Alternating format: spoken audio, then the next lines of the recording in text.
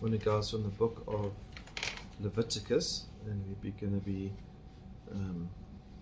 just going through this relatively quickly, not one verse at a time, and it's placed as one of the 5 books of the Pentateuch, or the Torah, written by Moses, and it's written when they were in the desert.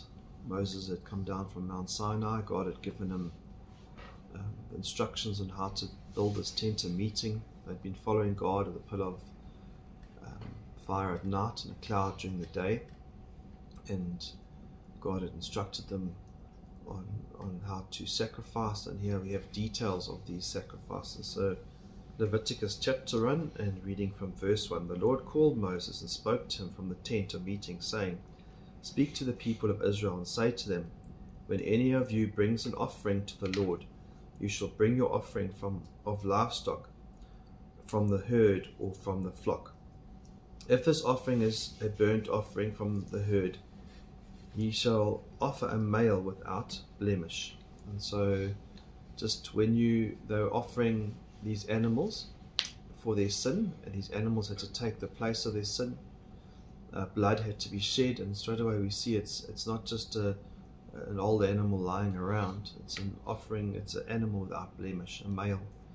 And so already we see pictures of Jesus, a male without blemish, who eventually came and took the place of all these burnt offerings.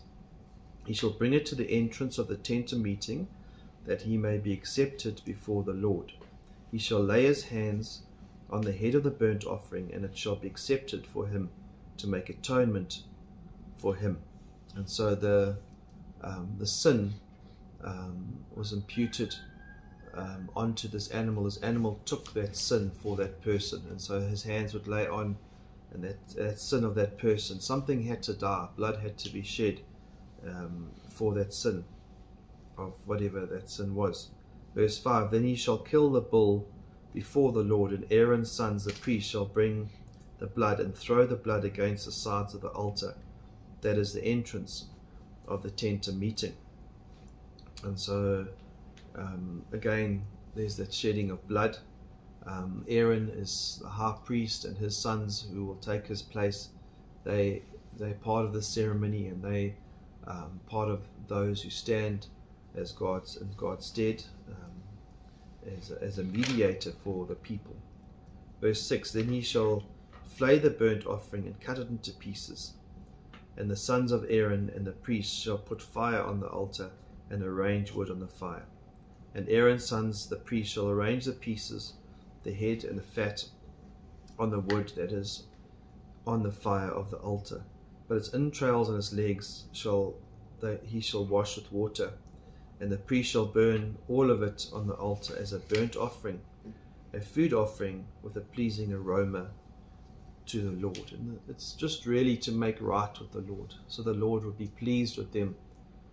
So something had to die. So God had to, so a sacrifice had to be made for sin. If this gift or burnt offering is from the flock, from the sheep or goats, he shall bring a male without blemish. There again, a male without blemish. And he shall kill it on the north side of the altar before the Lord. And Aaron's sons, the priests, shall throw its blood against the sides of the altar. And he shall cut it into pieces with its head and its fat, and the priest shall arrange them on the wood that is on the fire of the altar. But the entrails and the legs he shall wash with water, and the priest shall offer it as a burnt, and burn it on the altar. It is a burnt offering, a food offering, and a pleasing aroma to the Lord.